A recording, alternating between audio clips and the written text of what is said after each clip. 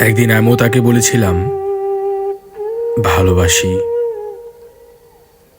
সে মুচকি হেসে বলেছিল, লাজে মরে যাই, এসব বলছো কি? আমিও নিয়ে গিয়েছিলাম পাইকারি দরে লাল গোলাপ আর ভালোবাসার উপঢৌকন।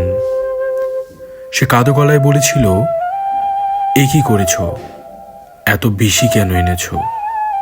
আমার ঘরে জায়গা তো কম।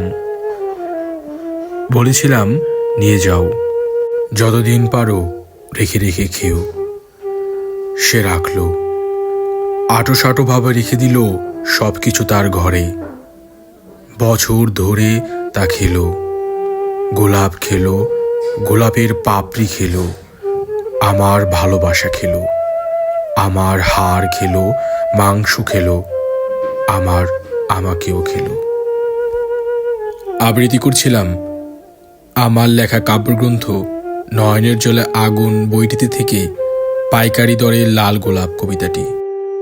সবাইকে মনোযোগ সহকারে শোনার জন্য অসংখ্য ধন্যবাদ।